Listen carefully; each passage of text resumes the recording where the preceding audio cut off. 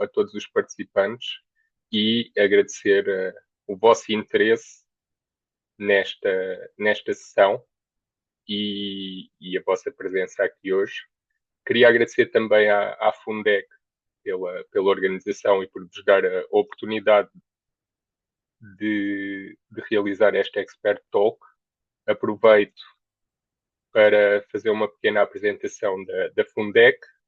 A Fundec é a Fundação para a Formação e o Desenvolvimento em Engenharia Civil e Arquitetura, que foi criada há 30 anos aqui no Departamento de Engenharia Civil, Arquitetura e Ambiente do Instituto Superior Técnico. Como podem ver aqui em baixo, pelas várias empresas e entidades que fazem parte desta associação, é uma iniciativa inovadora que tem, e foi uma iniciativa bastante inovadora na altura, há 30 anos, que tem como objetivos principais fornecer serviços de formação e consultoria na área genérica da construção, mas como podem ver aqui do lado esquerdo, abrange várias áreas da especialidade aqui do Departamento de Engenharia Civil, Arquitetura e Ambiente, e em termos de formação, estas vão ser, dentro dos próximos meses, as áreas que vão ser oferecidas e os cursos que vão ser oferecidos, e que obviamente no site da Fundec pode haver informação mais detalhada sobre cada um destes cursos. Em relação à área de consultoria, portanto, não se restringe apenas à construção, tem aqui uma série de áreas relacionadas e de conhecimento e capacidade instalada no departamento para apoiar em todas estas áreas que aqui estão listadas. Então, após esta breve introdução, vamos dar início à Expert Talk, intitulada 3 passos para a descarbonização da construção, incluindo o produto, o empreendimento e a organização. Queria desde já avisar que a sessão está a ser gravada para depois também vos poder ser disponibilizada, também para poder ser colocada no YouTube da própria Fundec para divulgação desta temática e desta sessão. Em relação à interação durante esta sessão, queria motivar todos os participantes a introduzirem as vossas opiniões e respostas no Menti, que nós vamos partilhar daqui a pouco. Vamos ter vários questionários interativos ao longo da apresentação e gostávamos que fossem colaborando, fossem participando, até porque no final, após esta sessão, vamos partilhar os resultados e, portanto, tendo aqui um grupo significativo de participantes e de profissionais e interessados nesta área, acho que será relevante também ter acesso a esses resultados. Em relação às questões que podem vir a aparecer, porque isto é uma área muito abrangente, é natural que tenham dúvidas e que queiram colocar algumas questões, podem usar o chat, portanto, abrir aqui o chat do Zoom para colocar as vossas questões e no final vamos responder a três perguntas daquelas que forem sendo colocadas no chat durante a sessão. É importante também, já agora, apresentarmos aqui tanto eu como o colega Marco Pedroso. Vou começar por mim. Portanto, nós vamos partilhar aqui a sessão ao longo desta hora. Portanto, o meu nome é José Dinis Silvestre, sou professor associado aqui no Departamento de Engenharia Civil, Arquitetura e Ambiente do Instituto Superior Técnico.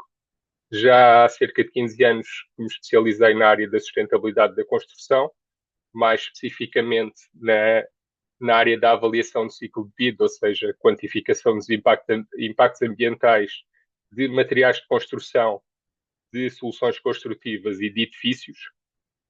E o ano passado houve aqui este desafio e esta oportunidade para, em conjunto com o colega Marco Pedroso, fundar uma empresa, uma spin-off aqui do Instituto Superior Técnico, que é a E-Cycle, e que o Marco também já vai apresentar daqui a pouco. Por isso, passo a palavra ao Marco Pedroso. Obrigado.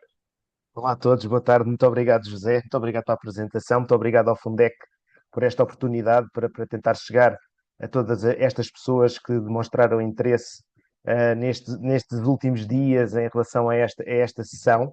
De facto, cada vez é um tema que está mais quente, e ainda bem que tem gerado este interesse. Como dizia o José, portanto, eu sou o Marco Pedroso, toda a minha formação ligada à engenharia civil, mas com especialização em sustentabilidade, agora mais recentemente também em ESG, através do ISEG. Ah, e há vários anos que trabalho em conjunto com o José e em sustentabilidade, diria que há cerca de 12 anos, 13 anos que eu trabalho quase todos os dias ligado precisamente a esta vertente. A nossa apresentação vai ser um bocadinho dinâmica, à semelhança de quem é apreciador e de quem gosta de ciclismo, dos nossos atletas do Yuri Leitão e do Rui Oliveira, portanto, sempre nesta dinâmica em que nós acreditamos, aliás, tal e qual como nós na iCycle acreditamos, é esta colaboração e cooperação, porque todos nós temos visões diferentes e todos nós nos complementamos e conseguimos adicionar algo uns aos outros. Portanto, será sempre muito nesta vertente e nesta dinâmica. Não poderia deixar de fazer aqui uma breve apresentação, pois muitos de vós provavelmente não conhecem ainda a iCycle. A iCycle é precisamente, como o José dizia, uma spin-off do Instituto Superior Técnico. Foi fundada com esta vertente de uma abordagem sistémica, uma abordagem holística, que falta muitas das vezes ao setor da construção. A nossa abordagem baseia-se muito em termos de um diagnóstico das entidades com as quais nós temos vindo a colaborar, porque, como veremos ao longo desta apresentação, e já começando a levantar um bocadinho o véu acerca destes três passos, começa a ser muito complicado para as empresas navegarem em termos das diretivas, em termos dos regulamentos, e é precisamente aqui que nós tentamos atuar e dar então o nosso contributo. Atuamos ao nível de quatro grandes pilares, na descarbonização, na economia circular, muito deles empoderados, de certa forma, para a digitalização e sempre tendo por base esta inovação.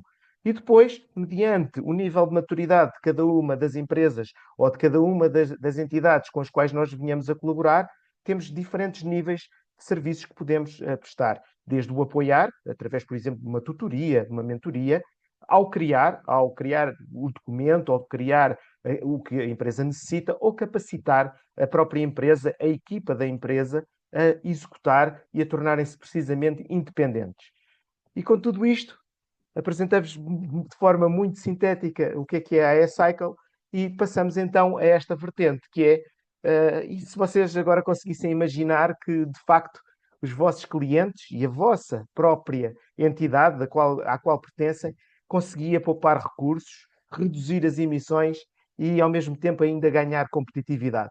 Isto é um grande desafio, é um sonho, não é? Que todos nós acabamos, de certa forma, por ter neste momento e que é o desafio para esta sessão de hoje.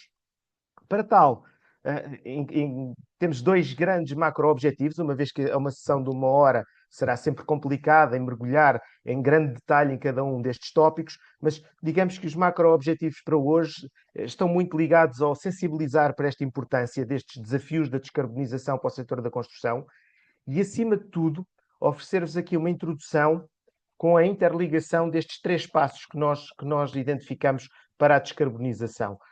Não é ciência de foguetões, não é rigorosamente nada disso, é antes uma forma de nós começarmos a arrumar toda esta informação e a torná-la, ou seja, ter uma cascata de informação que é útil desde o produto até à própria organização e ter mais valias para a própria organização e para a sociedade em geral.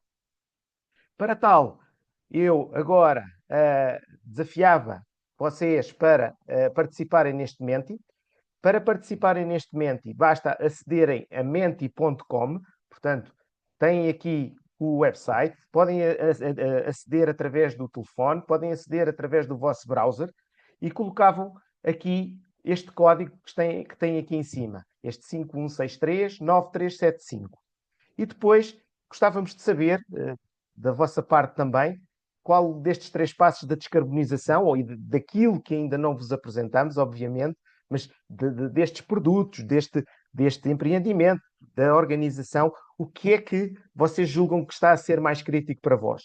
Relembro aquilo que o José ainda há pouco referiu, todos estes resultados vão ser disponibilizados, portanto, quem nos deu autorização para depois nós fazermos o contacto, nós devolveremos o resumo da sessão de hoje, entre os quais irá também estes resultados deste momento e que nós estamos aqui a apresentar-vos. Portanto, pedia que vocês, mesmo quando eu passar de slide, daqui a mais alguns segundos, que vocês continuassem a responder, porque quanto maior for a amostra, acho que até mesmo para as vossas entidades, para as vossas organizações, será interessante vocês fazerem uma espécie de um benchmark de pessoas que estão interessadas dentro destas temáticas, dentro de tudo isto relacionado com a sustentabilidade, com a economia circular, a descarbonização aqui no setor da construção. Começa a ver que realmente há esta grande tendência entre o produto e a organização, são de facto a organização depois é a cascata para depois todas as outras partes, mas estes resultados são de facto interessantes.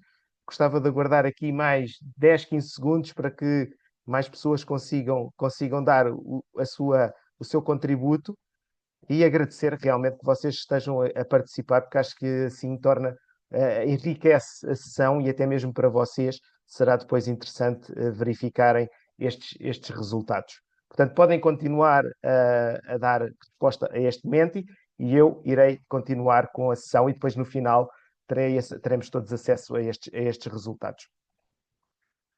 Portanto, de forma sintética, o programa para hoje é contextualizar esta importância da descarbonização, tentar sistematizar a informação que existe acerca daquilo que vai ser necessário, que já é atualmente e que nos próximos 3, 4, 5 anos vão ser relevantes para este setor em particular.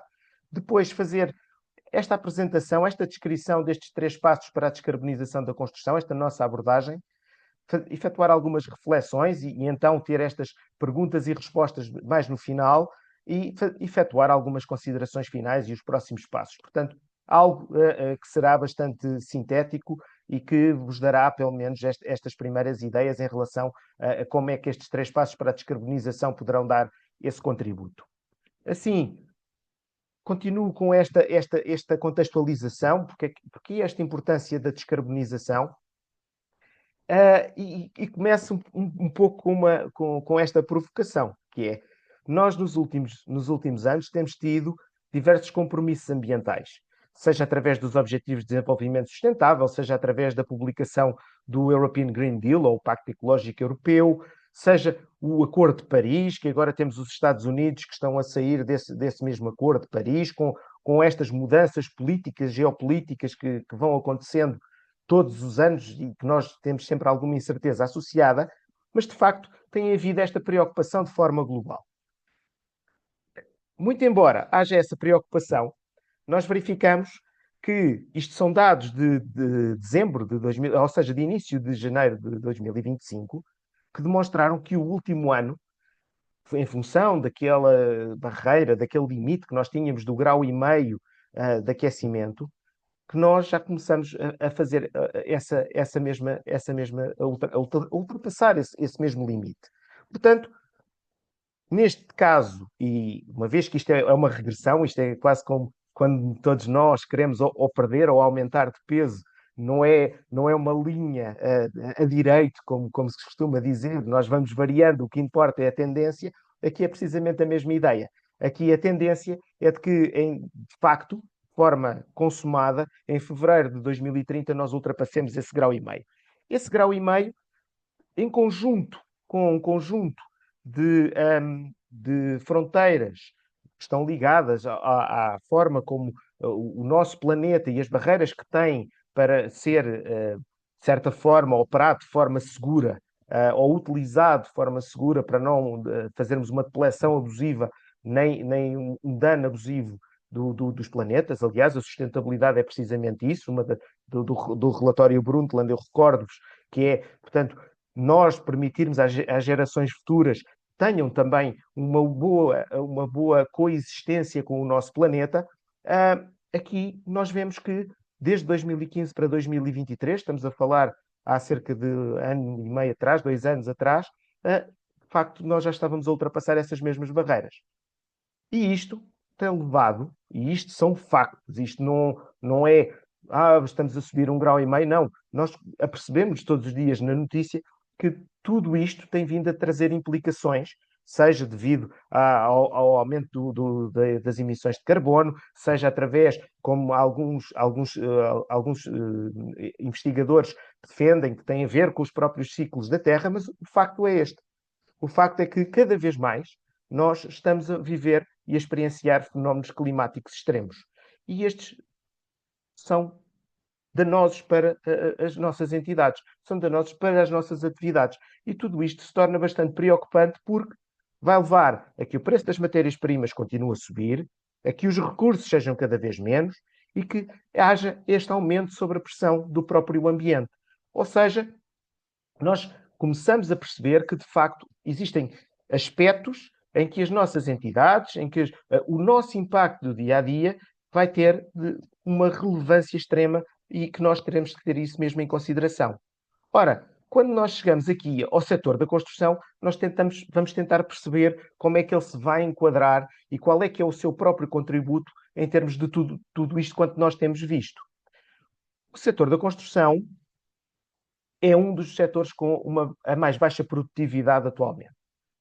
Tem ali uma pequena descrição do relatório da McKinsey, em que demonstra precisamente isto. Quando comparamos o setor da construção com o setor da manufatura, a produtividade cresce no setor da manufatura 3,6% anualmente em média. E o setor da construção apenas 1%. Portanto, nós temos aqui, no próprio setor da construção, uma produtividade bastante baixa, assim como uma eficiência bastante baixa. E porquê é que temos esta eficiência também bastante baixa? A nível europeu, nós somos responsáveis por 50%. Nós, setor da construção, ambiente construído, somos responsáveis por 50% da depleção de recursos naturais, que vai impactar também a biodiversidade. E a biodiversidade é bastante importante. Basta que pensem, por exemplo, nas abelhas e a importância que as abelhas têm na polinização e para a obtenção dos nossos próprios alimentos. Portanto, tudo isto tem grande interesse. Em termos de resíduos, os resíduos de construção e demolição são responsáveis por 35% a nível europeu. Portanto, há aqui um conjunto muito alargado de materiais, de abordagens, que não estão a ser o mais eficientes possíveis para que poderiam ser. Adicionalmente, e agora dedicado à descarbonização, o setor da construção e ambiente construído é responsável por 40% das emissões dos gases com efeito de estufa. Portanto, normalmente atribuídos cerca de 15% ao setor da construção em si, às atividades, e os restantes ao ambiente construído, ou seja, à utilização, muito ligada por vezes à própria energia que nós utilizamos nos nossos edifícios. Ora, com todo este enquadramento que tem vindo a ser efetuado, nós elaboramos este pequeno cronograma que demonstra desde 2024 até 2030 quais é que são os desafios que este setor vai passar. Temos desde a Estratégia Nacional das Compras Públicas Ecológicas, temos o Regulamento dos Produtos da Construção com a introdução dos passaportes digitais de produto, a sua ligação à obrigatoriedade do BIM em 2030. Tudo isto está interligado através dos Product Data Templates. Quem está mais habituado à metodologia BIM saberá o que isto significa. Tudo isto está ligado também às declarações ambientais de produto e à forma como elas interagem. Temos também a diretiva que está relacionada com o desempenho energético dos próprios edifícios e as implicações que vai ter e a necessidade de nós quantificarmos os impactos em termos de carbono que estão associados também nos nossos edifícios. O acesso, através da taxonomia, através de um conjunto alargado de outros fatores, ao financiamento. Portanto, nós vemos que temos no setor da construção uma tempestade praticamente perfeita que se tem vindo a gerar e que está na hora de nós, de facto, avançarmos. Nós na iCycle, felizmente, neste momento, temos verdadeiramente as mãos na massa, estamos junto do tecido empresarial em Portugal, que está ligado ao setor da construção, e, como é óbvio, qualquer empresa vai ter sempre esta vertente de lucro, dos custos, da otimização da sua própria sobrevivência, e é normal e é legítima essa mesma situação, uma vez que, recordo, a sustentabilidade não é só ambiental, é também social e também ela económica. Portanto, há sempre muito esta vertente. Mas cada vez mais aparece a palavra descarbonizar como sendo algo que preocupa as empresas, algo que preocupa os empresários hoje em dia, seja por uma forma de competitividade ou outra. Se nós mantivermos o status quo, se mantivermos tal e qual como temos vindo, vamos nos arriscar enquanto entidade, enquanto empresa, a coimas, a mantermos a nossa competitividade baixa, a ter limitações em concursos públicos, neste caso nas compras públicas ecológicas ou sustentáveis, a manter a nossa produtividade baixa. Portanto, se calhar é de facto o tempo ideal para nós agirmos, para tentar reduzir estes custos operacionais, aumentar a nossa competitividade e conseguirmos ter acesso a financiamento com determinadas condições benéficas, que de outra forma seria bastante complicado. Assim, convidava-vos a participar mais neste outro momento, que é que nível de prioridade tem a sustentabilidade na estratégia da vossa organização atualmente. Provavelmente teremos aqui alguma discrepância nesta mesma participação, se calhar vamos ter diferenças em termos dos resultados que estão ali expressos, mas gostava de vos convidar a participar para nós também percebermos como é que vocês têm tentado evoluir desta forma. Marco, eu ia só acrescentar que até ao final podem deixar a janela do browser ou do telemóvel aberta no Menti, porque as perguntas vão evoluindo, mas o questionário, digamos assim, é sempre o mesmo. Não precisam de estar novamente a introduzir o código. Basta Obrigado, deixar José. a janela aberta que as perguntas vão evoluindo. Muito obrigado. Aguardar então aqui mais alguns segundos para também dar alguma dinâmica à sessão e não ser assim uma hora tão chata para vós. De facto, já há aqui um grande interesse, e aliás, nem eu esperava quase outra coisa, de pessoas que têm demonstrado um interesse em participar em eventos deste género, em que realmente se reconhece que cada vez mais a sustentabilidade tem interesse e relevância para as diferentes organizações. Portanto, eu vou deixar, tal e qual como o José dizia, vai continuar a correr, podem continuar a votar, porque os resultados ficam guardados, e vou avançar, que é para não perdermos mais tempo aqui agora.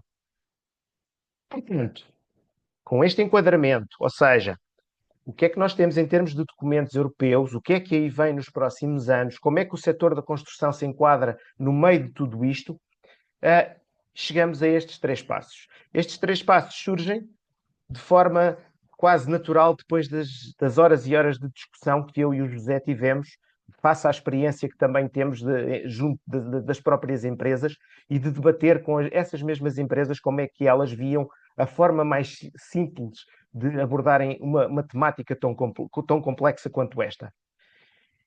E é precisamente este, antes dos 3 passos que nós temos agora de forma estruturada, que são bastante óbvios, mas às vezes o óbvio é difícil de nós o estruturarmos, é precisamente isto que estava.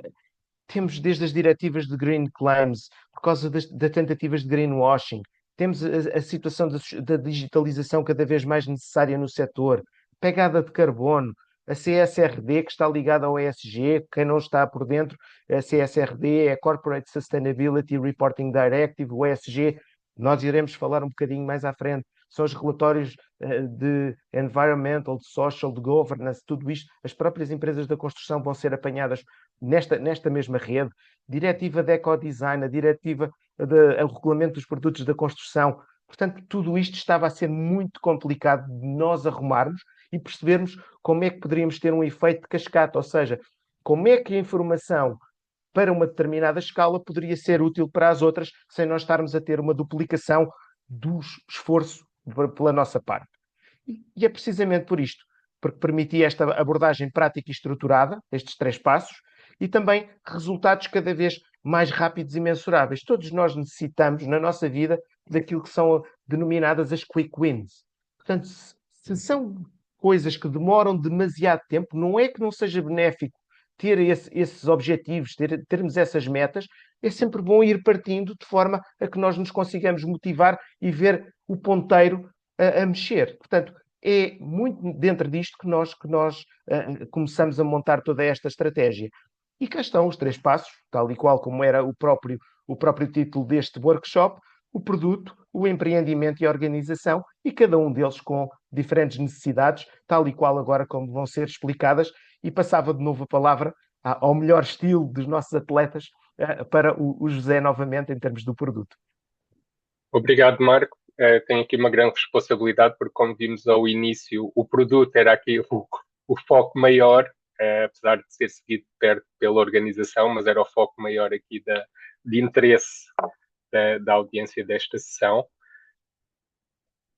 Aqui a ideia é focar-nos nos materiais, nas várias soluções construtivas que utilizamos, não só em edifícios, mas em outras obras de construção civil, e perceber como é que o processo produtivo e depois a instalação em obra pode afetar os impactos ambientais e, neste caso específico, a pegada de carbono do produto. Para isso é necessário conhecermos em detalhe o processo produtivo e também a sua cadeia de valor para tentarmos melhorar. Claro que, em primeiro lugar, fundamental é fundamental quantificar. E por isso, sem entrar em muito mais detalhe, mas convém referir que aqui a metodologia que já está normalizada a nível europeu e em detalhe para a indústria da construção, a metodologia é a metodologia de avaliação de ciclo de vida, que nos permite, a partir, como aqui é ilustrado, a partir da quantificação das matérias-primas e das respectivas características das matérias-primas que são usadas na produção de um determinado material, quantificação dos consumos de energia para produzir e embalar essa matéria-prima, quantificação dos resíduos que também são produzidos nesse processo produtivo e também outros fluxos, como aqui são referidos em cima, as emissões, depois aos consumos de água. Portanto, todos os fluxos de entrada e saída naquilo que se chama do berço ao portão, desde a produção das matérias-primas até o material sair embalado da fábrica. A partir desses fluxos é possível, com a metodologia de avaliação de ciclo de vida, nós fazemos a modelação num software próprio e conseguimos estimar, neste caso, hoje estamos focados apenas na pegada de carbono, tem aqui vários nomes, e estimar também muitos outros impactos ambientais que também vão ser importantes. Mas aqui temos o exemplo, portanto, do resultado dessa modelação e da estimativa da pegada de carbono, e conseguir perceber quais os contributos principais, desde as matérias-primas, aos transportes, ao consumo de energia, geração de resíduos na produção, por aí fora. Ficamos com esse rastreamento detalhado. Só em relação à pegada de carbono, portanto, nas normas e também nas várias diretivas que vamos falar daqui a pouco, pode aparecer como pegada de carbono, aquecimento global. O GWP é o potencial de aquecimento global em inglês, portanto, o Global Warming Potential. Também pode aparecer como climate change, mas a metodologia em si não difere muito entre um caso e outro. Portanto, o objetivo é sempre quantificar os impactos em termos de toneladas equivalentes de carbono e de dióxido de carbono, e agora vamos ver que tipo de benefícios é que temos em fazer esse estudo. Portanto, para um determinado material, a partir do momento em que fazemos o estudo de avaliação de ciclo de vida, podemos desenvolver uma declaração ambiental de produto que, se nós formos ver, como está aqui em cima este esquema, os vários tipos de declarações ambientais que podem existir para produtos ou serviços, acaba por ser a mais completa, e por isso é que está aqui destacada. É mais completa, é aquela que permite ter os impactos ambientais de qualquer produto ou serviço, porque quando vamos para o primeiro caso, os rótulos ecológicos são só para produtos de determinados tipos, em que a União Europeia e outras organizações consideram como prioritários e, portanto, definem as condições para esses rótulos ecológicos. As autodeclarações também são importantes, mas são para o consumidor final e podem ter sempre aquele risco que o Marco já falou do greenwashing. Por isso, nós vamos focar-nos nestas declarações ambientais de produto. Temos então os impactos ambientais detalhados do produto. Dessa forma, por exemplo, entre o produtor do material e o projetista, o empreiteiro ou o cliente final, o promotor imobiliário, pode ser fornecida esta informação detalhada e validada técnica e cientificamente sobre os impactos ambientais do produto e também para a marca se posicionar e ter aqui uma diferenciação positiva e até em termos de exportação desse produto. No caso nacional, temos um sistema de DAPs para o ambiente construído, que é o sistema DAP Habitat, e a partir do momento em que uma DAP está registada no sistema DAP Habitat, tem reconhecimento mútuo numa série de países europeus através da ecoplataforma. A partir do momento também que temos a DAP, há aqui uma série de requisitos futuros, presentes e futuros a que se pode dar resposta. Portanto, a DAP, além de muitas outras categorias de impacto ambiental, inclui também aquela categoria que falámos há pouco da pegada de carbono, que pode ser depois incluída e usada para os passaportes digitais de produto, que eu já vou falar em maior detalhe daqui a pouco. Esses resultados também podem ser usados nos relatórios ESG, que o Marco já vai descrever, e agora, a médio prazo, também na revisão da Diretiva de Eficiência Energética de Edifícios, que vai obrigar à quantificação da pegada de carbono dos edifícios, lado a lado com a certificação energética, e que eu também já vou referir em maior detalhe a seguir. Podemos usar também essa informação nos processos de compras públicas ecológicas ou até compras privadas para clientes que tenham requisitos ou para promotores, por exemplo, promotores imobiliários que tenham requisitos mais detalhados nesse âmbito e por isso acho que fica aqui demonstrada todas as vantagens e a importância de se desenvolver uma declaração ambiental de produto, neste caso para os materiais de construção e também para serviços. Temos aqui o exemplo do passaporte digital de produto. O primeiro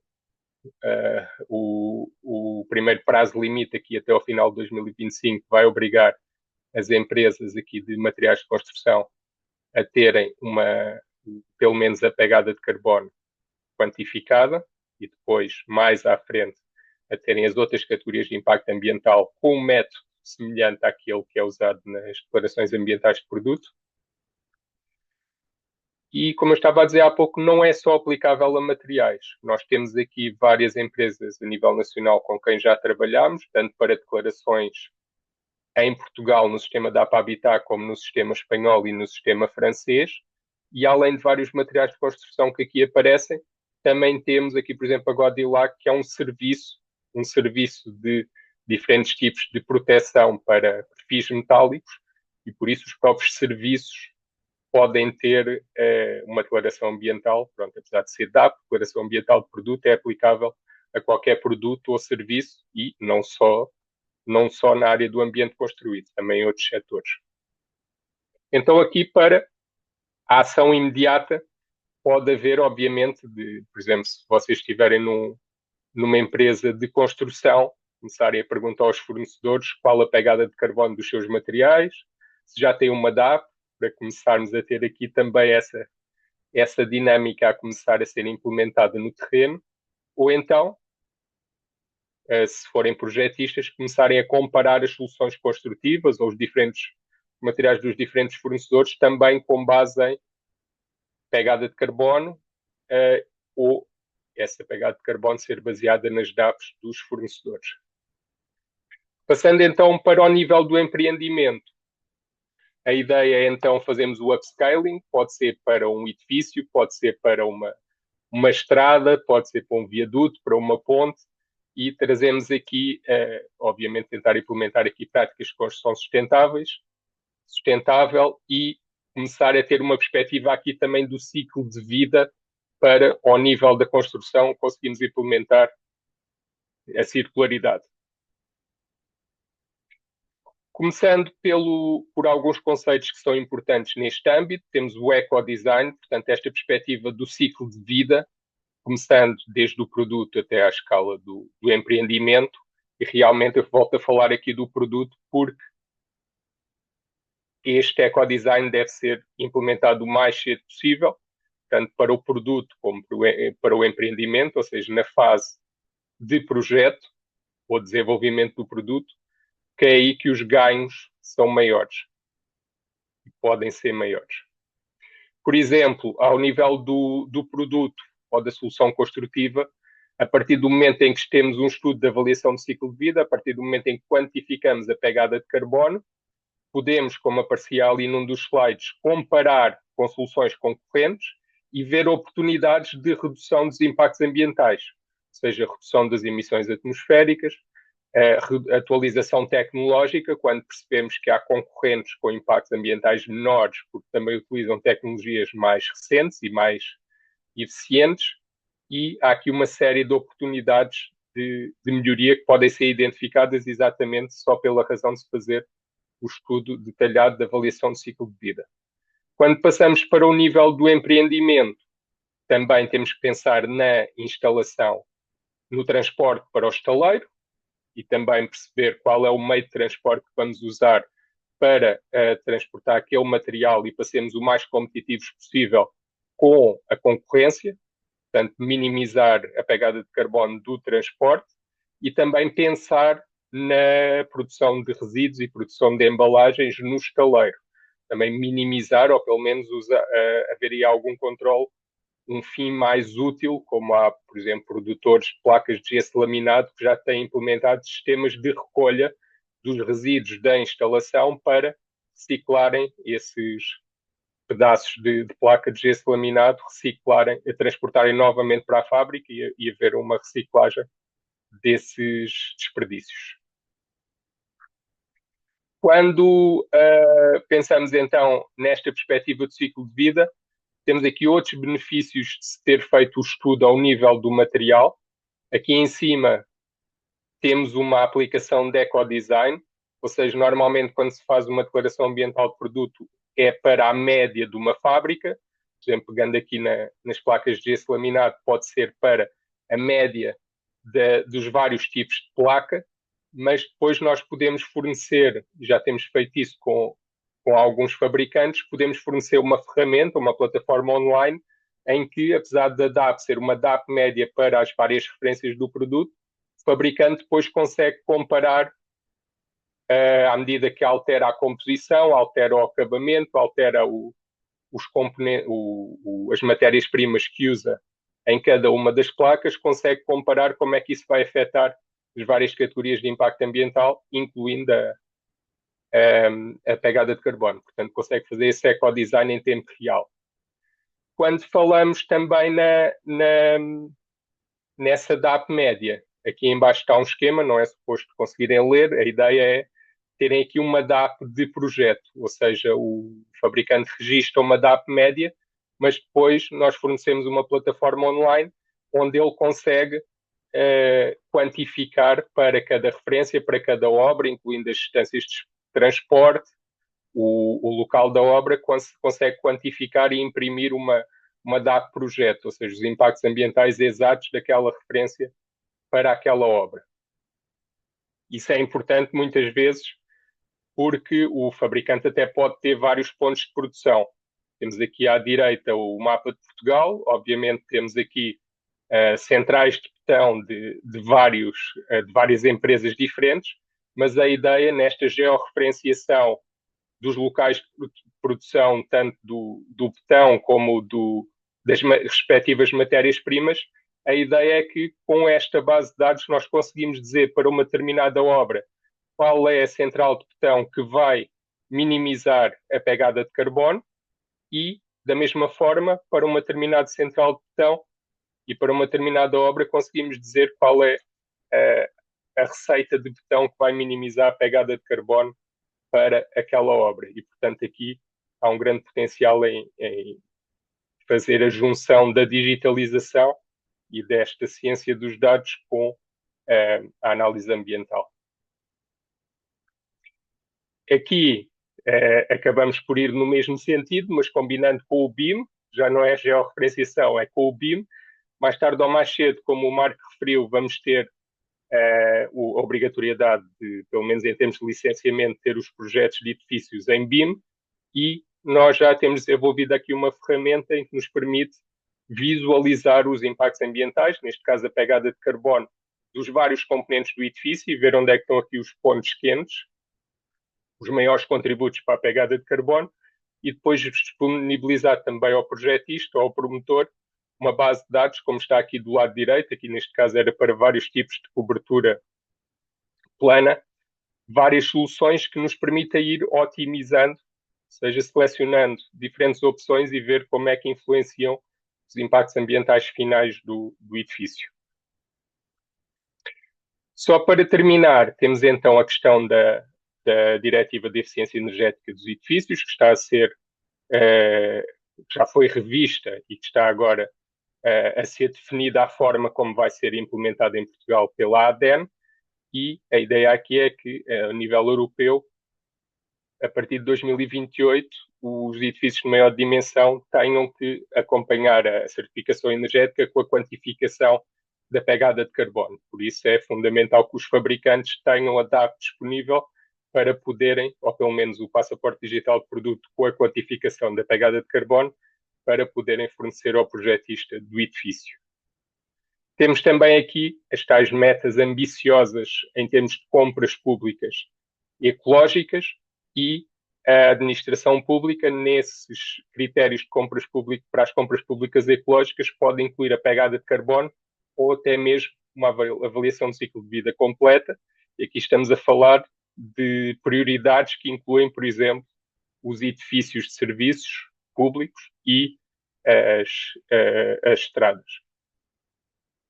Só para terminar com alguns exemplos, portanto, a economia circular começa a aparecer realmente implementada em vários materiais de construção, com conteúdo mais ou menos reciclado, portanto, o conteúdo reciclado de parcial ou mesmo praticamente total, e é fundamental nós demonstrarmos ao cliente final qual é que é o conteúdo reciclado desses produtos.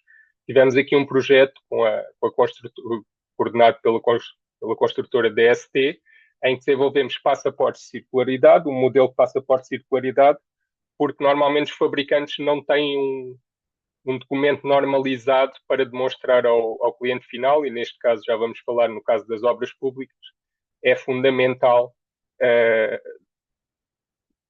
provar que o produto tem um determinado conteúdo reciclado.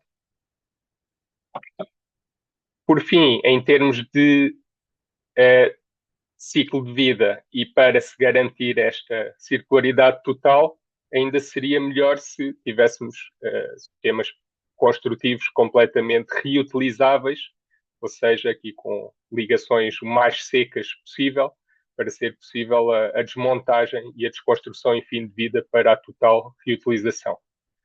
Vamos só fazer aqui um menti também para indicar, no caso dos vossos empreendimentos, sejam edifícios, sejam obras de arte, sejam outro tipo de construções, o que é que pode estar a dificultar usarem soluções sustentáveis nesse tipo de obras?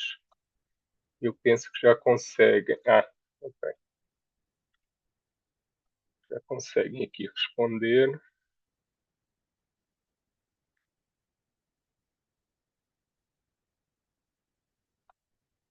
Exato.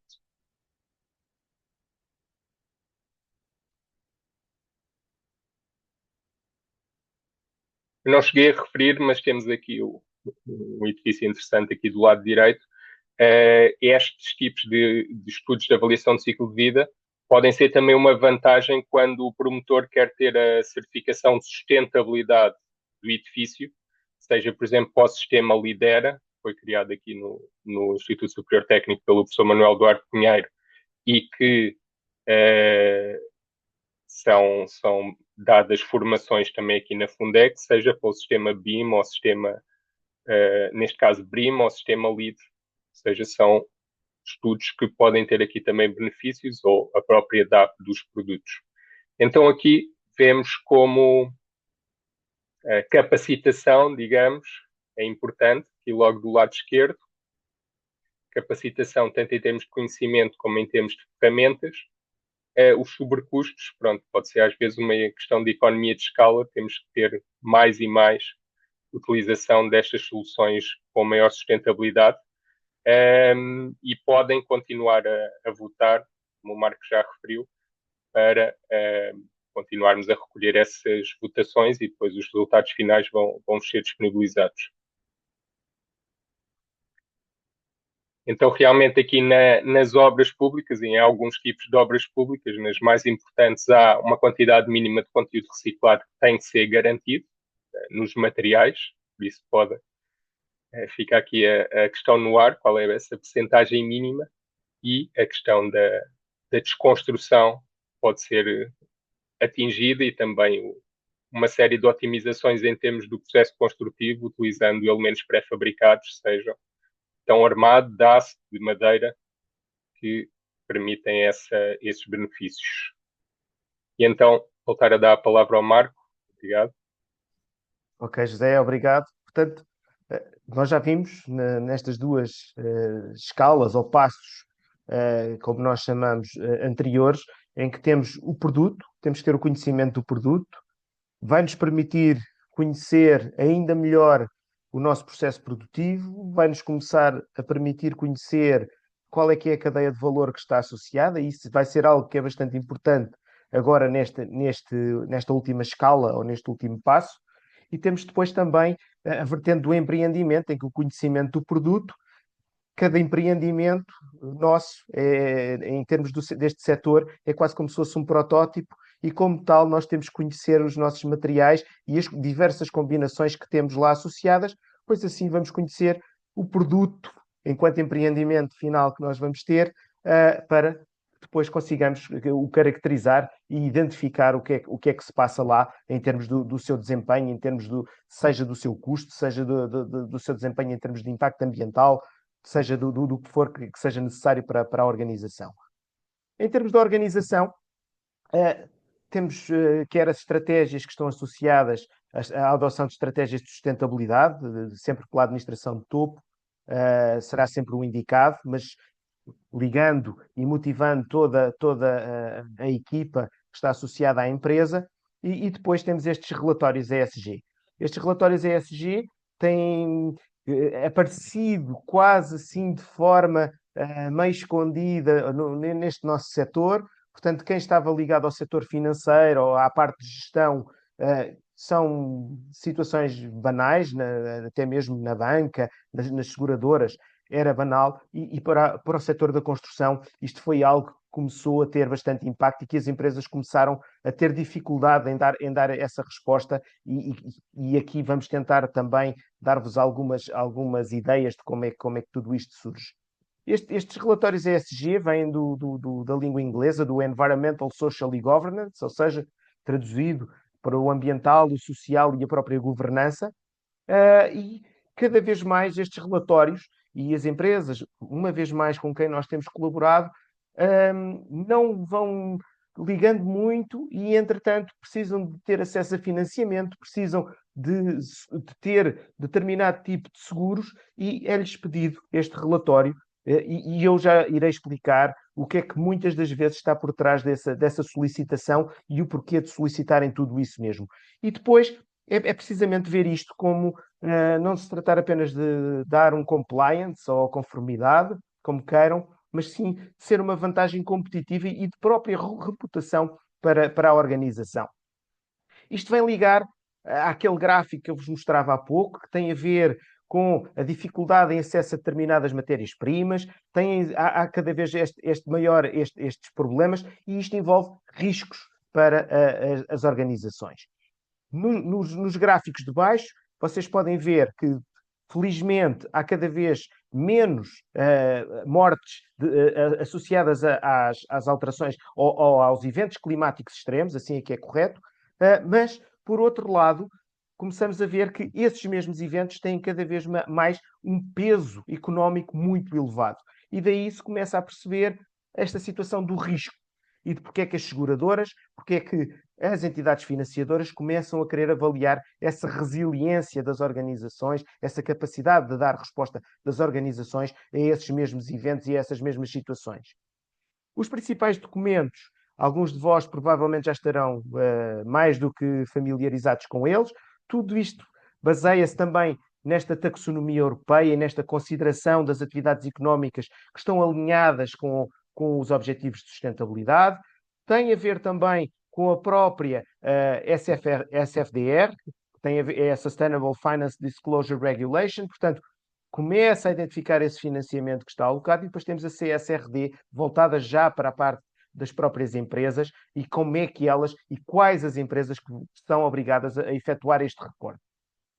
Aqui eu tenho uma síntese desta mesma linha, desta cronologia, deste cronograma, em que, de facto, as grandes empresas já efetuaram, foram obrigadas a efetuar o primeiro reporte sobre o exercício financeiro de 2024, portanto, este ano fazem o reporte do ano anterior, e este ano já há aqui empresas que, se ultrapassarem dois dos critérios que estão aí, então são três critérios, mas se ultrapassarem dois desses critérios, ou se cumprirem com dois desses critérios, assim é que é, irão ser obrigadas a reportar em 2026 sobre o exercício financeiro deste ano.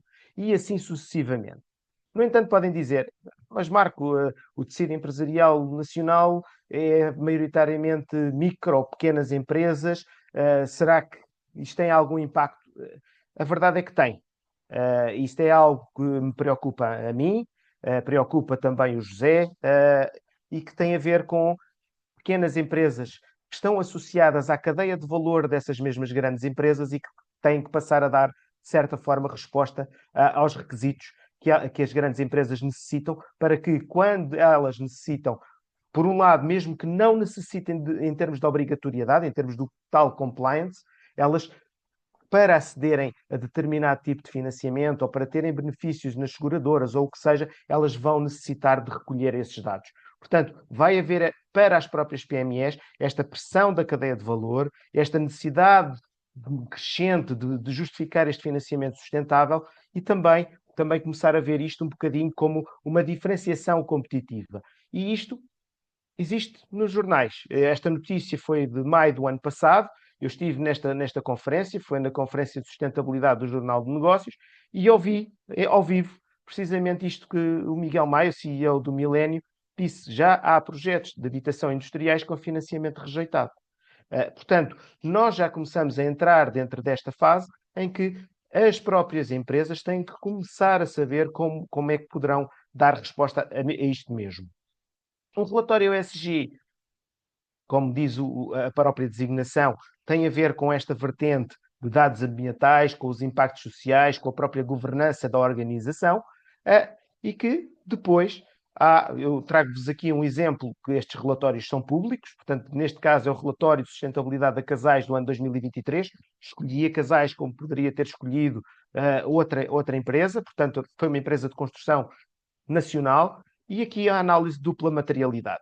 Para nós, engenheiros e arquitetos, que estamos muitas das vezes associados aqui ao setor da construção, materialidade nós associamos diretamente aos materiais que utilizamos. No entanto, quando passamos para esta linguagem mais de vertente económica, mais vertente de gestão, a materialidade tem a ver com os aspectos que são relevantes para o desempenho dessa organização. E depois perceber os impactos de dentro para fora e de fora para dentro, envolvendo os stakeholders que estão associados à própria organização. E identificar os tópicos materiais para essa organização, para que possamos atuar nesses mesmos tópicos para criar resiliência, para criar redução de risco da própria organização. Depois, temos a avaliação de impactos, riscos e oportunidades. Isto é algo que é cada vez mais importante, porque imaginem que uma atividade qualquer, tem uma atividade que vocês querem criar, que vai ser extremamente intensiva no consumo de água e que vão implementá-la no Algarve. Ora, primeiro, nós sabemos que o Algarve tem tido dificuldade em termos de água potável. E depois sabemos que se justificarem-se as alterações climáticas e tal e qual como nós temos vindo a verificar todos os dias, que a zona do Algarve tem o risco de se tornar subsaariana. Ora, se nós vamos colocar uma atividade que necessita de grandes quantidades de água potável e numa localização que vai ter dificuldade em aceder a essa mesma água, se calhar o risco, e quando eu chego a uma entidade financiadora, a entidade vai dizer, epá, se calhar não é o que eu quero ajudar aqui a contribuir, ou em termos dos impactos que nós vamos gerar. Portanto, isto começa a ser estratégico para as próprias empresas e as empresas perceberem aquilo que os norteia em direção a uma maior sustentabilidade organizacional. Uma vez mais, do mesmo relatório, aqui está o trabalho que foi efetuado da identificação dos riscos que a equipa de sustentabilidade da Casais identificou em determinado momento para as suas atividades. Ora, como na engenharia e como em tudo o resto, se nós não medirmos, nós não sabemos se estamos a melhorar, se estamos a piorar, é necessário estabelecer quer métricas simples, quer metas de curto, médio e longo prazo. E sempre com esta vertente. A vertente ambiental, a vertente social e a vertente também de governança que está associada e o que é que nós queremos obter a curto, médio e longo prazo. Para reforçar, quando nós falamos de pegada de carbono, e não fosse a sessão de hoje ligada à descarbonização, temos esta vertente, que é, quando nós, no relatório da ESG, queremos verificar a pegada hídrica, obviamente, mas focamos na pegada de carbono. Queremos calcular a nossa pegada de carbono, o setor da construção é extremamente complexo. E é complexo nesta medida. Temos edifícios, temos fornecedores de materiais de construção, temos toda uma informação que é complicada. E para calcular para os relatórios ESG, é seguida normalmente a metodologia que se chama Greenhouse Gas Protocol, o protocolo dos gases de efeito de estufa. Tem 3 âmbitos. Âmbito 1, emissões diretas da operação. Âmbito 2, ligado normalmente ao consumo já em direto, portanto ligado ao consumo de energia ou à aquisição de vapor. Não é muito comum em Portugal, portanto, regra geral, restringe-se aqui ao consumo de energia. Mas depois temos o que é chamado o âmbito 3. E o âmbito 3 é aquilo que envolve também toda a cadeia de valor, quer a montante das operações, quer a jusante das operações.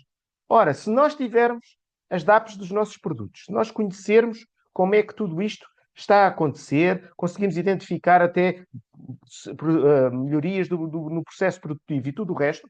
Portanto, nós começamos a ter todos os dados necessários para fazer o cálculo o mais detalhado possível, com o menor trabalho, porque começamos a ter os dados, todos eles, em cascata, uma vez mais. Portanto, desde o produto, passando pelo empreendimento, chegando até à própria organização e depois a organização a abraçar de forma estratégica tudo isto, conseguimos tornar a sustentabilidade embedded, portanto, dentro da própria organização. Outra vertente que eu vejo aqui e que é discutida muitas vezes mas, e como vocês mostravam há pouco no Menti, mas esta parte da descarbonização é um custo.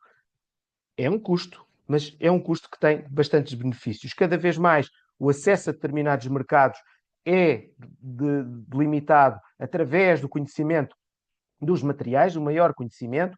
Temos o passaporte digital de produto que está a chegar, que está ligado também ao conhecimento dos nossos materiais, e tudo isto vão alimentando umas para as outras situações.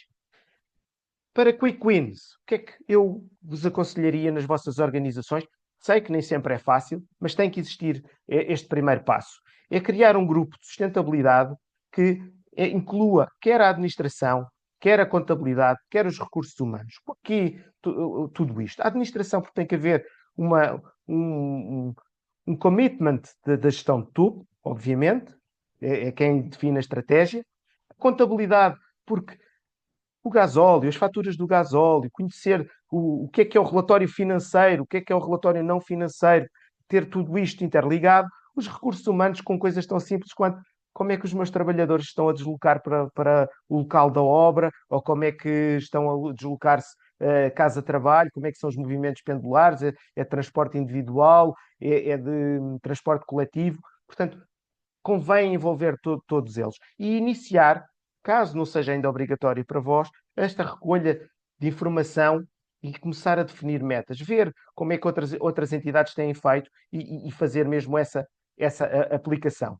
Portanto, assim, eu desafiava-vos para mais este Menti, estamos quase a chegar ao fim, que é qual o maior desafio que enfrenta na descarbonização aqui da sua organização. Portanto, tentar também aqui, uma vez mais, nós medirmos, tomarmos o pulso ao que se vem aqui a passar.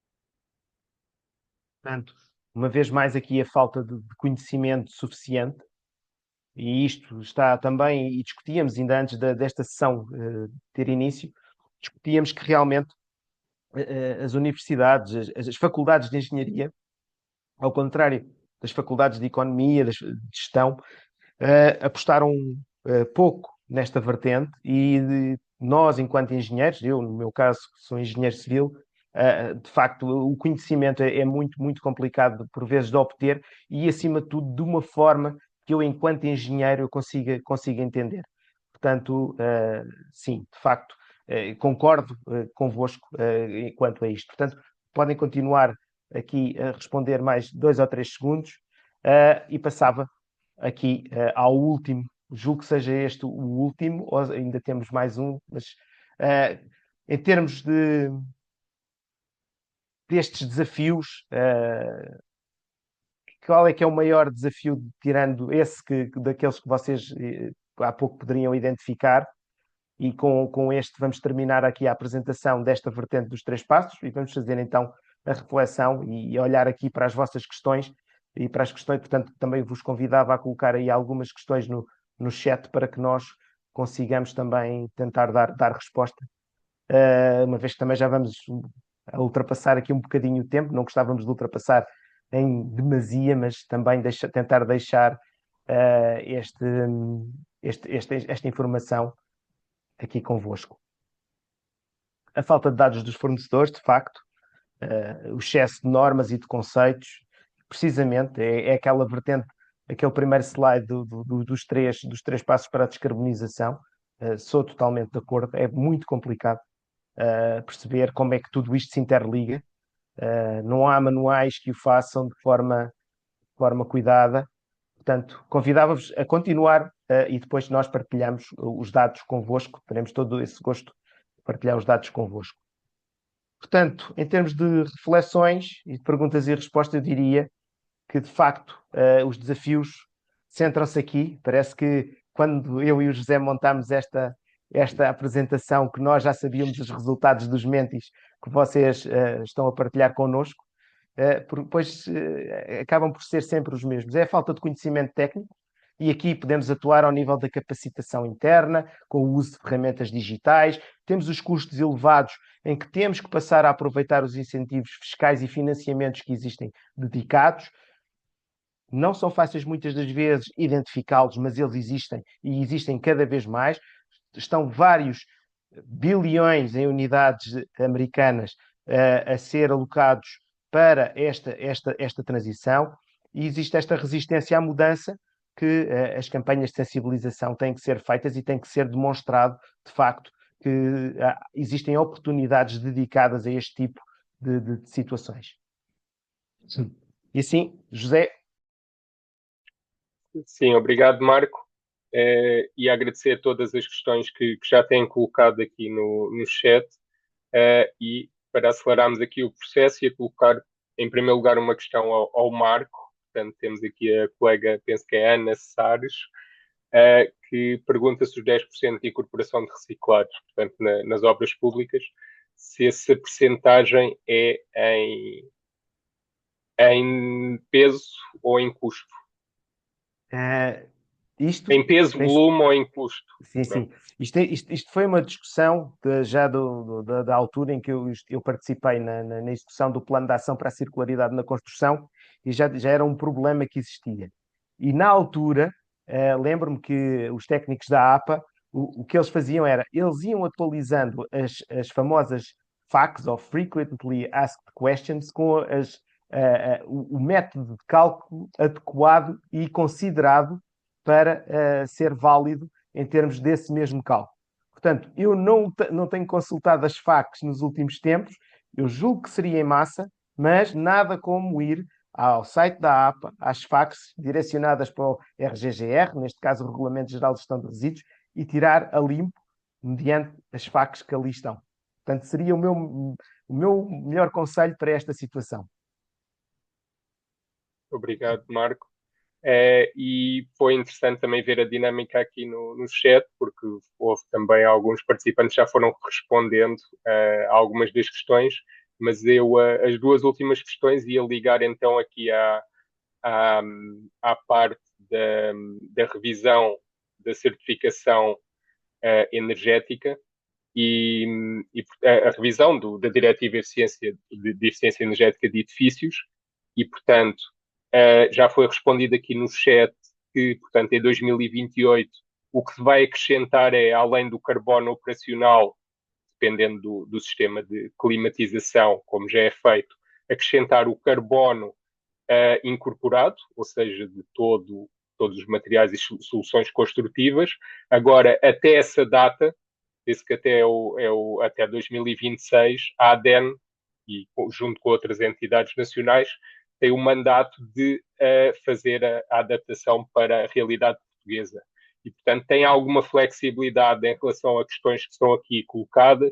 Por exemplo, se vai quais fases do ciclo de vida que vai considerar, o que é que acontece quando os materiais não têm DAP, o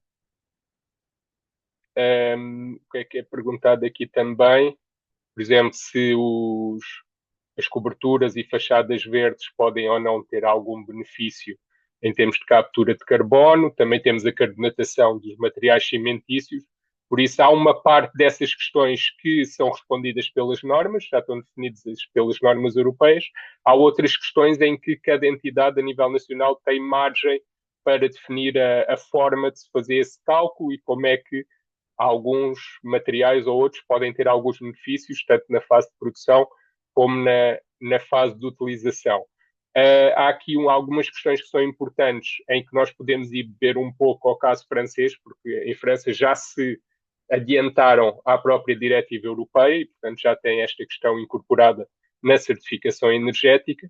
Por exemplo, quando perguntam aqui se o material não tiver DAP, em França criaram uma base de dados genérica e, portanto, se o material não tiver DAP, acaba por ser prejudicado. Portanto, tem que se ir buscar a pegada de carbono do material genérico com alguma penalização é essa base de dados nacional. Não sabemos se em Portugal o procedimento será idêntico ou não. Portanto, é um processo que está em curso e que ainda tem aí alguma incerteza e alguma margem para ficar definido. Uma outra questão já agora que eu ia aqui aproveitar era em relação à formação. Portanto, se oferecemos aqui serviços de formação,